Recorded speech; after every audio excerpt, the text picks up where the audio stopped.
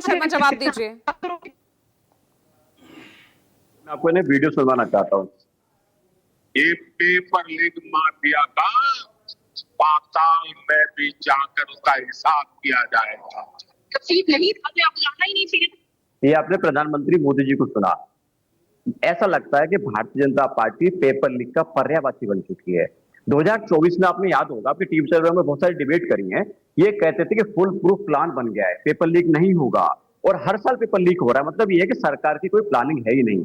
मैं बड़ी जिम्मेदारी से कहना चाहता हूं कि आज देश के सबसे इनकॉम्पिटेंट कोई मंत्री हैं तो धर्मेंद्र प्रधान हैं। जब पेट्रोलियम मंत्री हुआ करते थे, पूरे पेट्रोलियम पूरे सेक्टर का इन्होंने बेड़ा गर्क कर दिया, और अब शिक्षा का इन्होंने पूरा बेड़ा गर्क कर दिया। अब कह रहे हैं हम सेना का सहारा लेंगे। सोचिए, पेपर लीक रोकने के लिए सेना चाहिए तो धर्मेंद्र प्रधान का काम क्या है, शिक्षा मंत्री का काम क्या है, छोटा दीजिए। आज जिस एनटीए की बात करते हैं, जिस एनटीए के चेयरमैन पे 2010 के अंदर अध्यापक घोटाले का आरोप लगा था, परीक्षा का घोटाले का आरोप लगा था, वो लगातार चले आ रहे हैं, उनको लगातार प्रमोशन दिया जा रहा है। लेकिन भारतीय जनता पार्टी ऐसा लग रहा है पूरे पैसे बनाने की मशीन के रूप में पूरे पेपर को देखती है। और अभी की देखिए, चाहे सीबीएसई हो, चाहे यूपी के अंदर कांस्टेबल का एग्जाम हो, हर मोर्चे पे भारतीय जनता पार्टी को लगता है कि दूध देने की मशीन है, पैसे बनाने की मशीन है, छात्रों के भविष्य के साथ खिलवाड़ कर रहे हैं। 6 करोड़ छात्र ऐसे पूजा जी जो कि इम्पैक्ट हुए पेपर लीक होने से। पेपर लीक होना सिर्फ छात्र की बात नहीं होती, पूरा परिवार इन्वॉल्व होता है, पूरा समाज इन्वॉल्व होता है।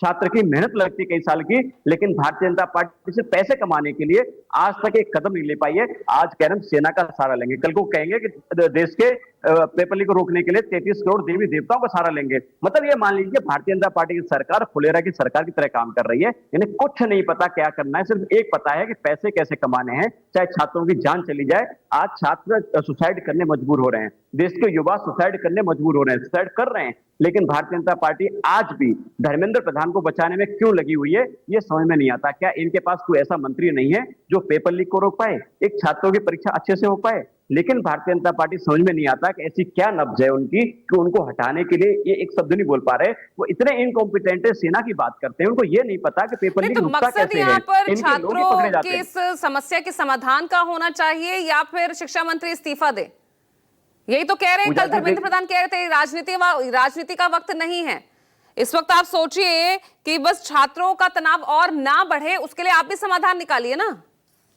पूजा जी देखिए, अगर एक बार की बात होती हम मान लेते 17, 21, 24, 26, ये सब मिला के इसके अलावा लगभग 93 बड़े पेपर लीक हुए हैं। छोटे पेपर की बात छोड़ दीजिए, भर्ती के पेपर की बात छोड़ दीजिए, ये हर बार ये कहते हैं कि हम तो भरोसा कीजिए। अरे भाई, राजनीति नहीं करेंगे, क्या करोगे? ये तो हर सरकार के तहत हो रहा है, ना सिर्फ एनडीए बल्कि पूर्ववर्ती सरकार यूपीए में। आप जब दिल्ली में थे तब भी DSSB का एग्जाम, उसको लेकर वो भी विवादों में रहा।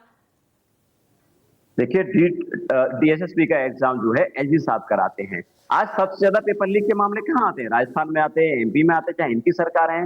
ऐसा क्यों होता है? जहां पे इनकी सरकार है वहां पे पेपर लीक का हब बन जाता है, वहां पे एपिसेंटर बन जाता है। इसका मतलब ये है कि जहां पकड़े जाते हैं, इनके लोग पकड़े जाते हैं, भाजपा के लोग पकड़े जाते हैं, और 5-7 लाख छोटे लोगों को पकड़ के कहते हैं, छाती पीटते, देखो हमने पेपर लीक में बड़ा काम कर दिया, बड़ा काम कर दिया। अरे सीबीआई को ये लेके आते हैं, सीबीआई की जांच करवाते हैं। सीबीआई किसको रिपोर्ट करती है? उन्हीं लोगों को रिपोर्ट करती है जो पेपर लीक में शामिल हैं। तो आज देश के युवा जानना चाहते हैं, 6 करोड़ युवाओं के जिंदगी के साथ इन्होंने खेला, वो जानना चाहते हैं कि धर्मेंद्र प्रधान, जिनके पास जिम्मेदारी छात्रों के हकों की रक्षा करने की, वो कब अपने पद से इस्तीफा देंगे, क्योंकि वो ये जिम्मेदारी संभाल नहीं पा रहे हैं। इनके पास एक कॉम्पिटेंट आदमी ऐसा नहीं है जो मंत्री बन सके। तो फिर क्या करना चाहिए पवन जी, ये बता दीजिए, फिर क्या करे सरकार?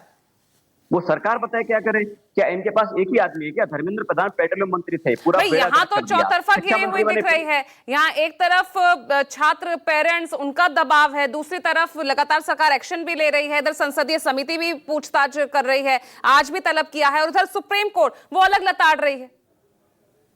पूजा जी देखिए, ऐसा लगता है कि एक कहानी हमने सुनी थी बंदर की। जब बंदर राजा बनता है तो एक पेड़ से लेकर दूसरे पेड़ पर उछल कूद करता है, ये दिखाने के लिए मैं देखो काम तो बहुत कर रहा हूं लेकिन हो नहीं रहा। अगर भाई आपसे काम नहीं हो पाता, पेपर लीक नहीं रोक पाते, तो इस्तीफा क्यों नहीं दे देते? सरकार को इस्तीफा दे दो, छोड़ दो आप, कोई अच्छा आदमी आएगा वो संभाल लेगा।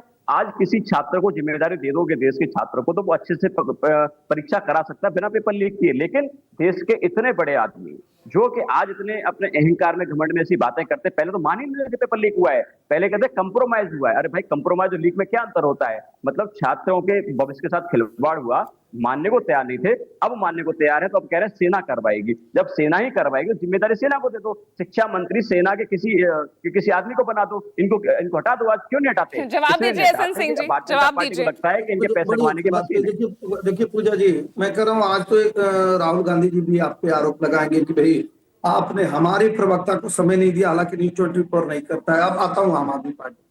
भाई सुबह दारू, दोपहर को दारू, शाम को दारू, बच्चों के साथ दारू, बीमार के साथ दारू, बुढ़ों के साथ दारू। ये दारू वाले बैठ के यहाँ ज्ञानवान मत दे। आप जनता के साथ भी आपने छल और पता नहीं पैसा कमाने की बात कर रहे थे, तो जो दारू से पैसा कमाए हो किसी पे आरोप है। अब समाजवादी पार्टी का भी 10 सेकंड में सुन लीजिए। भाई मुलायम सिंह जी वो कहे कि सेंटर घर में ही बना दीजिए, बच्चे पास हो जाएंगे, हाई स्कूल इंटर पढ़े चाहे न पढ़े, जाके अपना नौकरी वोकरी करेंगे, मैं नौकरी दे दूंगा। जब राजनाथ जी शिक्षा मंत्री होते हैं तो उन्होंने बिल्कुल नकल माफियों पर जब लगाम लगाई तो मुलायम सिंह जी ने कहा कि देखिए अब ये नकल ही नहीं करने दे रहे हैं। तो नकल करने वाले, नकल कराने वाले और व्यवस्था में भी नकल मतलब लीक कराने वाले लोग ये समाजवादी पार्टी और कांग्रेस के लोग हैं, आम आदमी पार्टी के लोग हैं जो इस तरह की घटनाओं को अंजाम दे रहे हैं हर जगह। तो मुझे लगता है कि ये चैनल पर बैठ के नीट यूजी और पीजी के जो ये पेपर लीक हो रहे हैं, इनके लिए विपक्ष जिम्मेदार है क्या? ये कहने की कोशिश कर रहे हैं क्या आप? इनके विचार जिम्मेदार हैं। इस विचार को कहिए जो आज बैठ के यहाँ दे रहे हैं कि भाई हमने 12 का 15 का 17 का पूछा, समाजवादी पार्टी मुंह पे कालिक लगा के भी कुछ बता ही नहीं पा रहे थे कि आपने क्यों नहीं जांच कराई। आज हम जांच करा रहे हैं तो ये दारू वाले भी बोल रहे हैं। हम राजस्थान पूछ रहे हैं।